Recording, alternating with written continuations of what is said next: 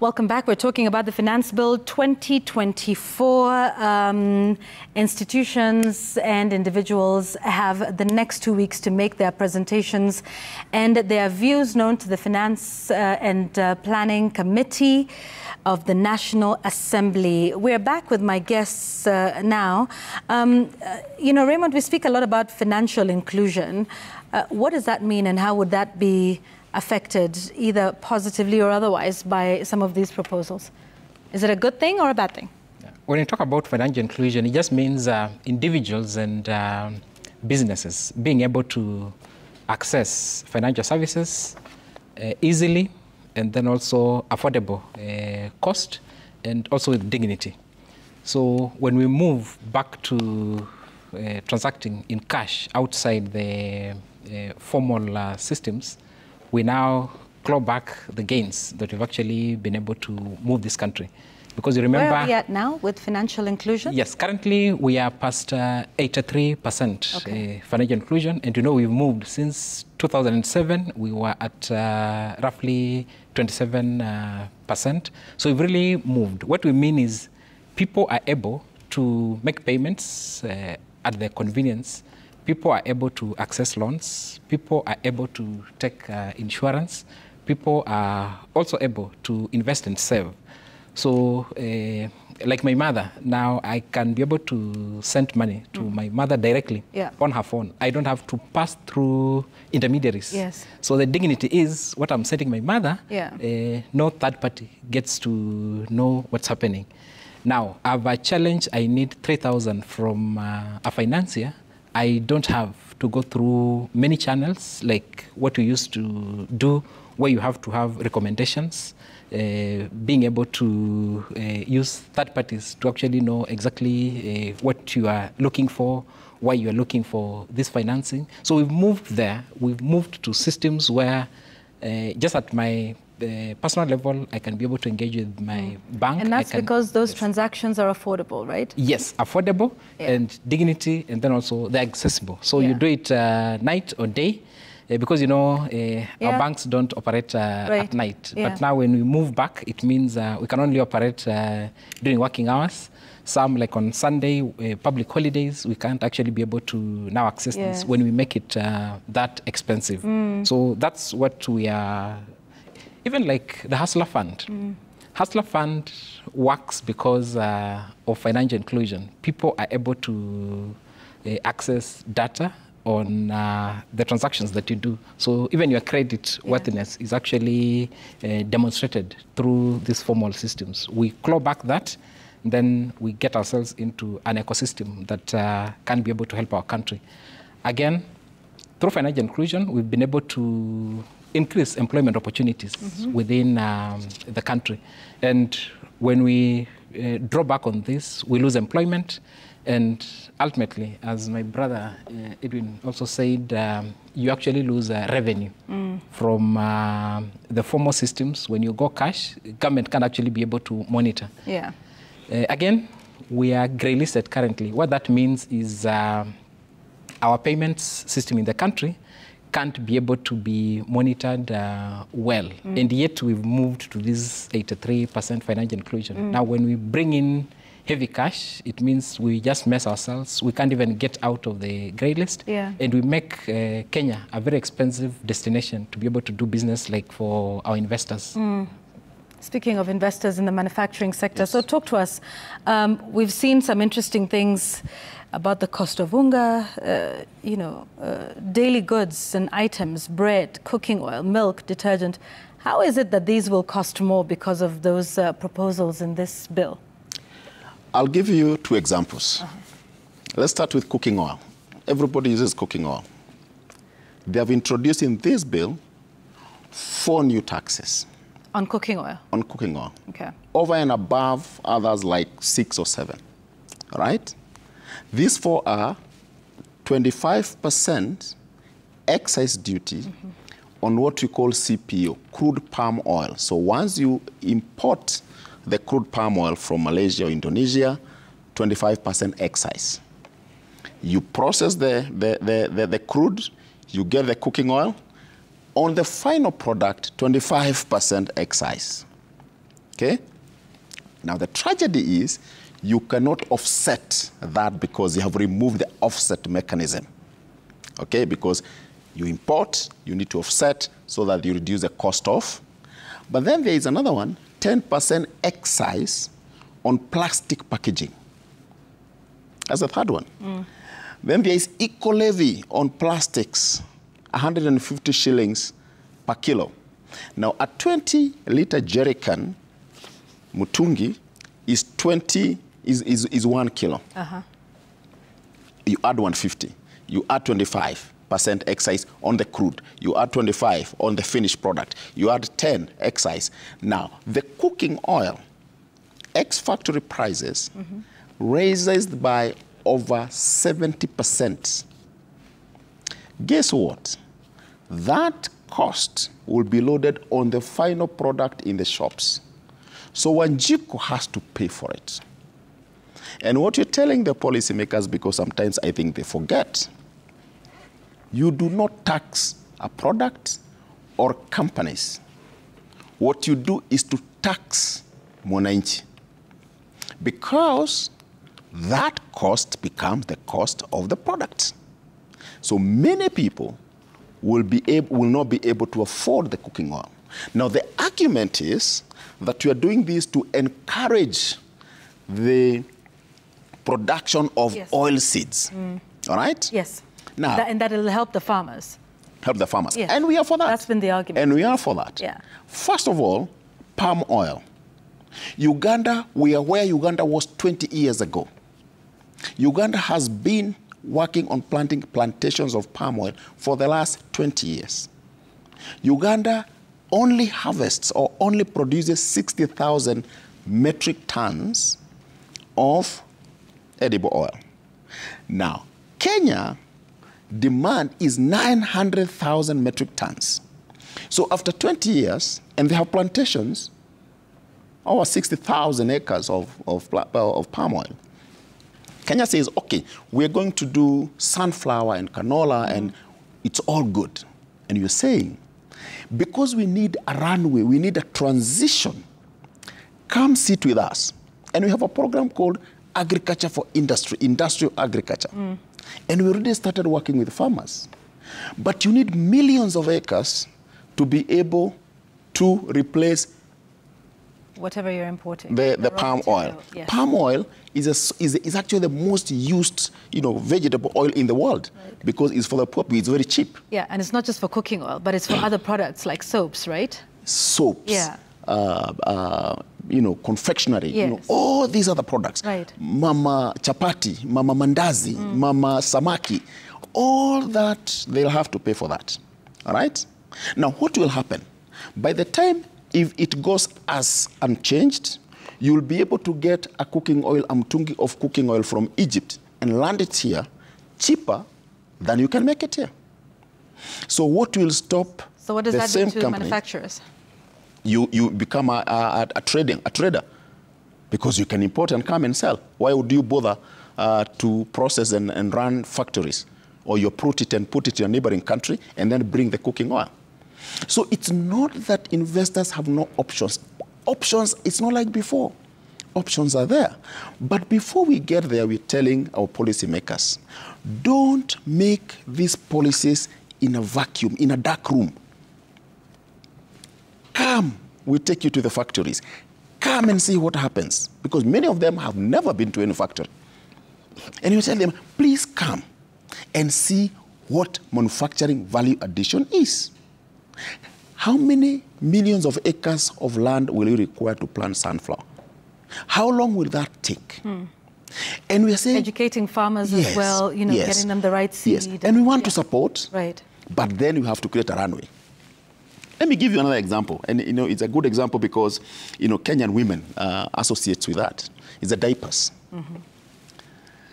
Pre-2024, we were importing 100% of children diapers. Sanitary, wear. Adult diapers. Yeah. Now, 2024, we got one investor. 2018, we got another investor. 2020, we got 3 investors. And I think we have 6 investors now. To manufacture that here? Yes. Okay. Now, we're exporters of diapers. Right. The demand for diapers in this country is 1 billion pieces a year. The installed capacity now is 2 billion pieces. We can be able to flood the whole of sub-Saharan Africa with diapers. Okay. Then government has come and said, oh, we need to levy, eco-levy on these diapers.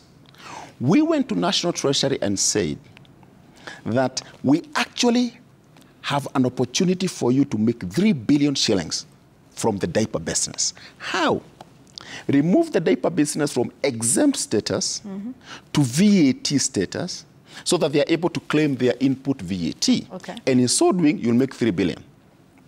What they did is to leave it at exempt status and introduce another thing called eco-levy for environment. And that will take us back to pre-2014 because now our diapers go up by 30%. Now, Kenyan women and Kenyan children are enjoying quality products because before, when we were importing 100%, some of those diapers were made from wastes and they were burning children. Now we're going back. So all the 3,000 people who are working for those factories, their lives is at risk or their jobs at risk. And this cuts across many products. And that's what we're saying, the policymakers. Before you make these proposals, please discuss with the industry. Come and visit the factories. Let us do a regulatory impact assessment to see how that impacts the country. Very soon, if we are not careful, we'll be the biggest supermarket in East and Central Africa because we're a big market, but we'll not be able to compete. Our power is expensive in comparison with our neighbors. Our taxes are expensive. And we have sat with government and said, let us come up with and the ministry came, the Ministry of if you have a product you're moving from Mombasa to Malaba, you have to pay when you cross the boundaries of every county. And this is the irony. Africa, we are breaking down the walls under AFCTA, Africa Free Trade Continental Area, COMESA, TFTA with COMESA, SADC, and EAC. While in this country, we are dividing the country. We say 48 nations, one country. I mean, something must be very wrong with us. Extremely wrong with us. The issue of taxation and how predictable it is, that is also something, Samuel, that you're talking about. I mean, even if we were to sort of track something like the import declaration fee, that levy, I mean, that's been changing, right? It was 1.5% 2022, then 2.5% 2023. Now the proposal is to take it up to 3%. What does that mean for a trader? Are you able to plan, or do you live each day as it comes? You wake up today and, you know, it's this year. This is something I'm sure that must concern, you know, traders and importers as well. Even the predictability of trading here in this country is really wanting, because you can't be able even to plan your business, because whatever you have paid taxes today is not what you're going to pay taxes tomorrow. And one of the things that has been happening, Yvonne, is that I think, you know, the Parliament is a house that's supposed to be regulating even Kenya Revenue Authority. But you see, Kenya Revenue Authority also has its own internal memos and meetings, and they decide, today we are going to tax shoes from this to this much. And they have an internal memo. It has not been taken to Parliament for discussion. And so if, for example, you cleared, let's say, for example, last week, you cleared a... The other thing is the complexity of the taxation, because you find that there is a lot of complexity, which the micro small traders, they want really to understand the taxes. Right. So you want to pay these taxes, but you find there are even overlapping taxes. There is an, you know, so you're going to, for example, if you're selling goods which are VATed, which have excise, you have to pay income tax, you have to pay corporate tax, you have to pay a turnover tax. So all these taxes are converging at your small business. Right. And you know, you want to build your business from probably, you know, Anthony is saying a very serious thing. You cannot be able to build an economy through taxation, but you facilitate. The economy is run with taxes, but building it, you have to be able to facilitate Akina Anthony, you know, the Kenya Social Manufacturers. But now, what we do now, because we are a consuming nation, we go to China and get all these things. And that's where we are going. And that's what we do as importers, right? So now you have introduced the eco levy, like for example, the batteries, the tires, and the diapers. So what will happen is we'll still go to China, we'll still trade with China, and whatever, when we bring these products from China, Anthony and company are going to close down. They're going to join us as traders. Then whatever costing that the government is placing on the product, we are pushing it to the consumer, right? So the consumer is the one that is going to hold, you know, and that's why people are saying the economy is hard. People are saying it's very difficult for us to be able to survive in Kenya. And the traders, as much as we really want, you know, to give traders a good deal, we can't be able to do that because we are squeezed by these taxes. The other thing, lastly but not least, Yvonne, when you have such kind of happenings, people have a way of survival and they are not going to pay taxes, right? Because you see, the patriotism of paying taxes is brought by the government putting a human face, and it's a partnership. And only it is our views that they're supposed to push there.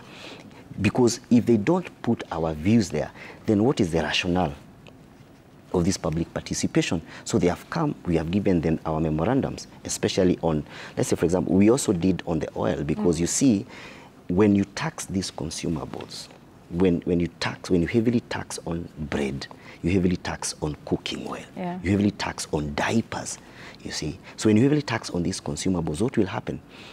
One of the things that is going to happen is that people are going to now go to the neighboring countries.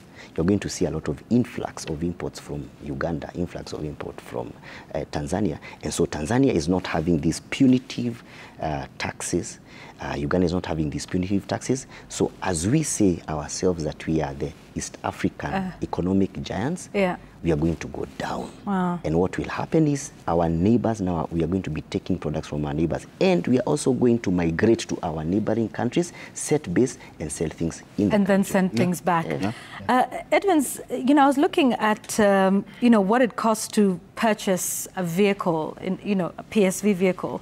So, you know, that first purchase and getting into the PSV business, and, you know, there's the price of it, then there's a 16% VAT on the fully built unit, there's an excise duty, there's an import duty, there's, of course, the taxes on fuel levy. I mean, just walk us through some of those, because the table has 12 costs. Yes. 11 of which are taxes, which do not include just the price of the vehicle itself. Yes, so you decide you want to buy a vehicle. Yeah. Let me take a 33-seater. Okay. Then somebody tells you, okay, you are now going to import the vehicle, fully built vehicle. You're going to pay 16%. You're going to pay 10% excise duty, 25% or 35%, depending on whether it is an EV or it is an internal combustion vehicle. Right. And then thereafter, you want to put it on the road. Then they tell you, now pay the number plate. You wonder, okay, so you pay the number plate. Then they tell you, okay, you have to pay the RSL, road fund license. Yeah. Then they'll tell you, now you have to do motor vehicle inspection for the vehicle. Then they tell you, okay, you want to operate to this particular place? Then pay parking fees for Kanjo so that you are able to operate. And then these items go on and go on and go on and on, including... and now there's the cost of running it, right? Then now there is the cost of running. Spares and fuel. Yes, right. And fuel, which didn't have 16% VAT, somebody decided to load 16%. It was 8 and then now, yes, VAT. And then doubled, right. And you can see how unfair it is, because here you are providing a public good, you are paying 16% VAT, and Yvonne, who is driving for leisure, is also paying 16%. The taxation regime should be that the more you carry, the lesser you should be taxed. But in this country, the more you carry, the more you are taxed. Yeah. Totally converse. You can understand how it is, because to run a good transport system, you must use economic instruments or physical instruments or political instruments to be able to drive public transport to a particular side. And you do that through exemptions of taxes, encouragement of people to operate, you punish the other person. For example, Yvonne should not come to CBD. You put a congestion charge, and then that money, you pump it into public Into the transport. public sector, you yes. take court fines and all that, and then you put them into public transport. You get the green funding, you put it into public transport. So you create a kitty, and that kitty enables you to operate a good transport system. What we are getting is the converse, and this is killing public transport, which to us is an enabler. It's the enabler to the economy. Right. If you kill public transport, then you are killing the engine that runs the economy, because that moves Anthony's products and Samuel's products as well. Yes. And the workers in the banking sector. The workers in the banking sector. Right. So you have killed that. So as we are saying, with this motor vehicle circulation tax, are we starting to tax assets? That now, when you buy an asset, then you start being taxed. A vehicle is taxed, is depreciated over 4 years. Yeah. So now, after 4 years, the vehicle is fully depreciated, but you are still paying on it, and then you have to do valuation. This valuation is going to be a very interesting part, because we suspect a lot of people are not going to value their vehicles properly. The administration of that tax in itself, we see it creating a lot of problems. The insurance companies themselves, I don't know how they're going to manage this. And insurance penetration in the country is at what? Just 3%? 3-4%? Yeah. Yeah. And we are now stifling it. Yeah. So it's not just killing PSVs or public transport vehicles, it's also killing the insurance that is insuring us also. Right. So we look at it and say, I think this must be reconsidered. In terms of safety, we suspect that when you make costs of operating a vehicle very expensive, people compromise. They don't fix brakes, they don't fix the seats.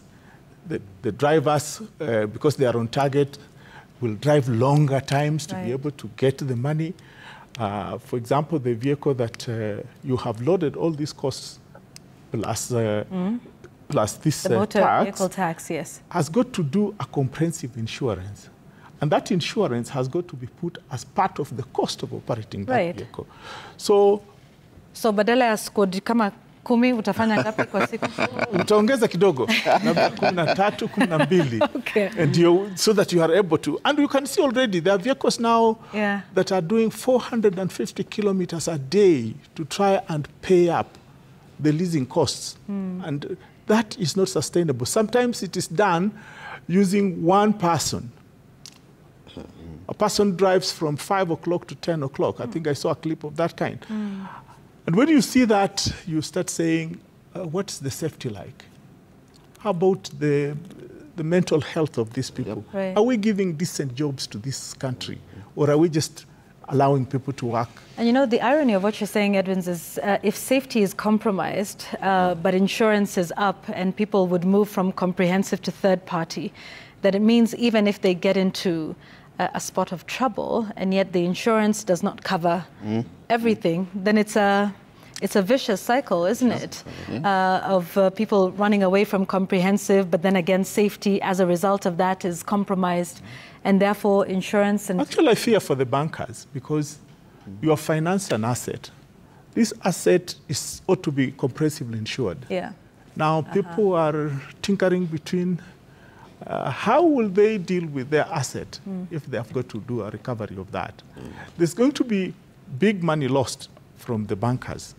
I don't know whether they are thinking about it, but to me, I would be very worried if I was a banker and if I were an insurance company, because this in public transport is going to bring a lot of problems. But we are also concerned that as we do that, no public transport facilities are putting in place, despite the fact you want to tax it. Okay. At the same time, you want to levy parking fees on it. And at the same time, you want to allow everybody to make money. Police, Kanjo, don't know who, to make money from it without you trying to assist the industry be able to ring fence this money towards its operations. Yeah. So all these things, I think, are misplaced. in so far as we are concerned. The taxation regime that is being put, especially the one that came on fuel levy, there is another one that came that I don't know how it has been implemented, that if you are paid a claim, you pay 16% VAT on it. So you start wondering, you are being paid for an accident that happened, then you pay VAT on it.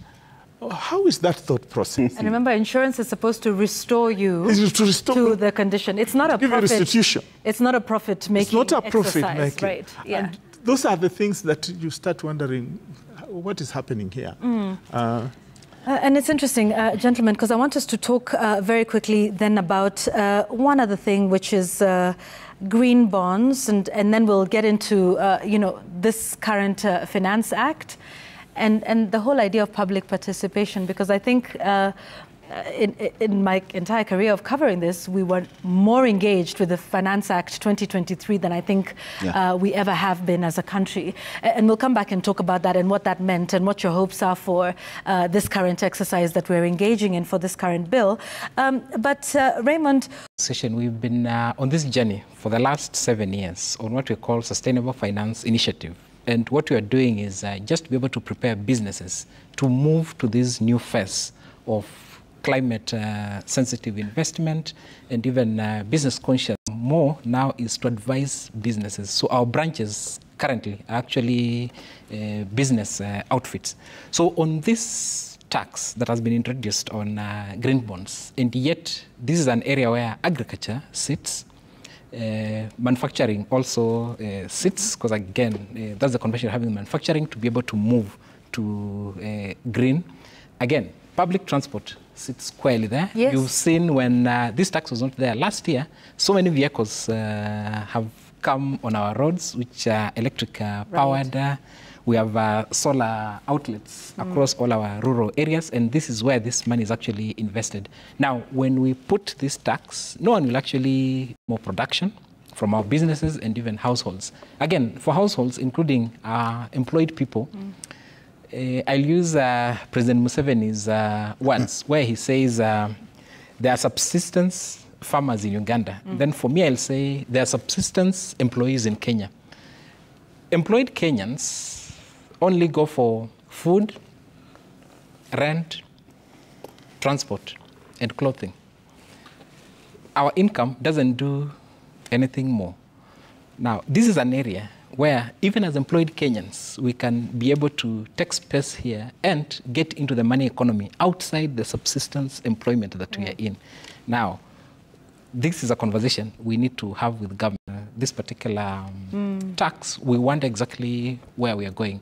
And I also tie it with transport, where there is the motor circulation tax. This also ties with this. When we are moving people to green, climate-friendly environment, even the electric-powered vehicles are part of the motor. For corporation taxes, we pay 36% of all taxes paid by companies. 36% comes from banks. So we actually keen to be able to ensure that we do more economic activities. That's how we'll benefit as banks, and then also have a keen eye on government being able to get their fair share of revenue. Yes, I want to just stay with you because I now want a round of closing comments. When you take a look at the current Finance Act 2023 and where it brought us to, and now 2024, there's some more taxes that are being added. Just speak to us about the performance of the Finance Act 2023. Excise duty, 2023, we reduced the excise duty from 20% to 15%. And numbers don't lie.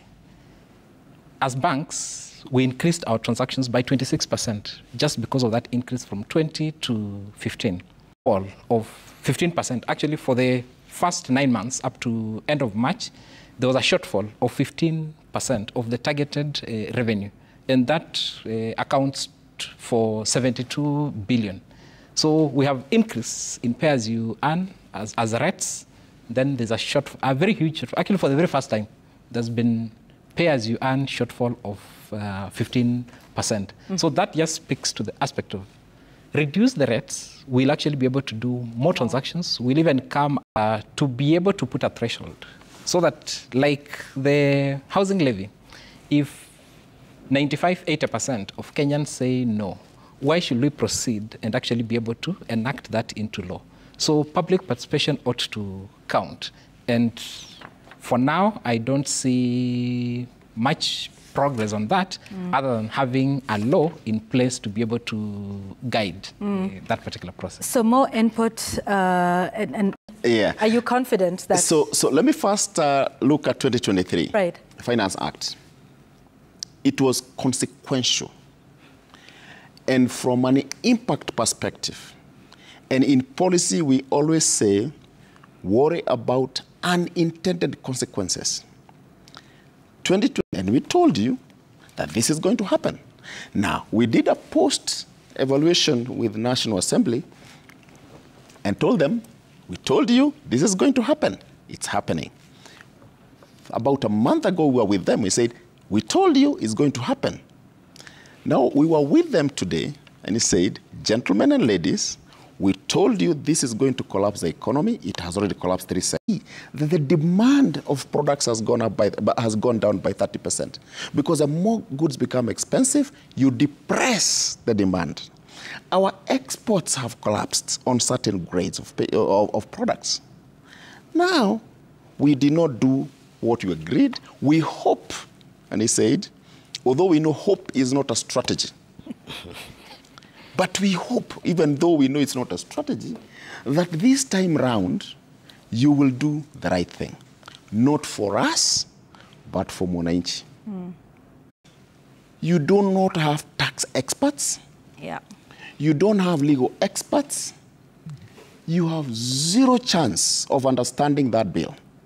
So Mwananchi, it doesn't matter whether you have it or not. You'll never understand it. Yeah. If you're not institutions like KBA and CAM, and other institutions where we have legal experts, we have tax experts, we have our members who have the financial experts, you will never make head or tails over that bill. Now, what is supposed to happen? Parliament is supposed to take that bill even before they ask for farmers across the country. We are actually cutting off almost 50% of small-scale farmers and traders of the money economy. You remember President Yoweri Museveni said that a big percentage of Ugandans are outside the money economy, is a subsistence, as you said.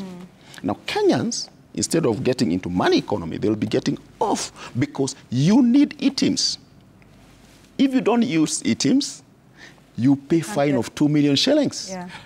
Now, if I tell my mother, who is watching me now, and she sells a chicken or a cow, that you need e-teams, she'll say, I'll eat the chicken. Because they're not business people. Yeah. They sell when they have excess. Right. If I have 2 liters of milk, I'll just drink it, drink it. Because most farmers are net buyers from the market anyway. Yeah, because, you know, that's subsistence. So what have you done? You've cut them off. Right. So we are asking the policy makers, please, before you do this, you have all the whole year. Let us work together to do a regulatory impact assessment. Pre, not post, pre. And actually, it's a constitutional requirement. It is in the law. Only that Parliament doesn't do it. We have asked Parliament today, these proposals coming from government ask them, what does this tax, how does this tax impact us in the context of our competitors from EAC? Right. If there is no impact assessment, reject it. Because what you're doing, you're killing Kenyan companies, you're promoting Ugandan companies and Tanzanian companies. Who does that? Yeah, that's interesting. When that bill came out, it was a Saturday afternoon. Those 130 plus pages. Yes. I admit, even for me, it's this one, and you have to go to the VAT Act and the Excise Act, and you know, it's quite something. And this is something, Samuel, you know, you were also saying. It is the language in which this bill is written. I mean, but you know, bills and laws are written in the language that they are, right? But do we make it easy in terms of even to enable public participation? We should, Yvonne. Let me say this. Now, Anthony here is talking about the complexity. So you can imagine the mama mbogas, the watu wa boda boda, the micro, small, medium enterprises, the persons who are there. You can imagine that document is a monster because they do not know where the head or the tail is. So the government has a mandate to simplify that language. There's obviously the policy and the act and the bill language. Yeah. Definitely there is that. Right. But the government has a budget and it's mandated to break it down to a consumable language that can be able to be understood. When you look at the public participation, I think it's a box-ticking activity that the government is taking us through. Reasons. When you look at the constitution, person has never, doesn't know anything to do with trade, has never even handled a kiosk, even from a young age. And the person is coming up with policies which are going to affect the micro, small, medium enterprises. What do you think those policies will do to that sector? Because they don't have an idea of what is happening in that sector. And so we have people who are representing us or speaking on our behalf in those boardrooms and coming up with policies and coming up with acts and bills in absentia of our representation.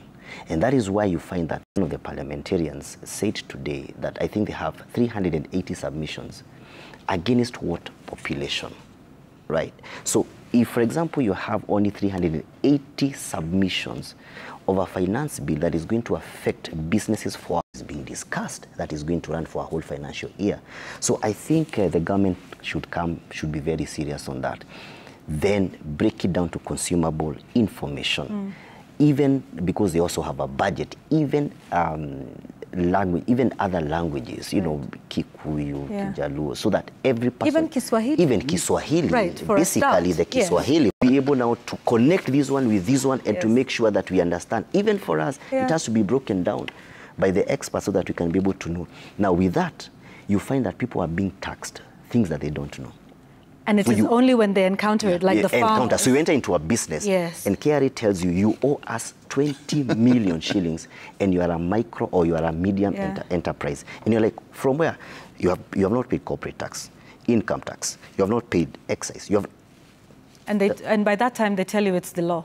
It's a law. Yeah. And we went through the public participation, and it is just a nightmare because you have to get. We had to get international consultants. We had to get opinions from different companies in Kenya. We had to get memoranda to go through. We had to go to, there is a threshold of the counties you must go to. And then for every question or issue raised, you must write down why you accepted it or rejected it. And the detail of it is just mind-boggling. All that, somebody makes an executive decision, and the money you used as a government is wasted. You should just have sat down and written those things, taken them to Parliament. We assume delegated authority of Parliament, where I also don't even know most of our parliamentarians if they can decipher from this law relating to this one and this one relating to this one. Right. I think even for them, it's a big challenge. Right. So my thinking is that the policymakers at government level should look back. And why you want to move from combustible engines to taxes that you need. Right. It is a very difficult. So what you get is a very simplified public participation. Right. And now they insist you must go with some zero draft that everybody can understand. And indeed, in languages that the people can understand. So what you're saying is it must be participatory, perhaps from the beginning. Yes. And then also if you're going to spend all that money, then it has to count for something. Yes. Right? Can't spend all that money on public participation. Simply, what did you say? Run the economy, not build it. No, okay. Interesting. Raymond Malenja is the acting CEO of the Kenya Bankers Association.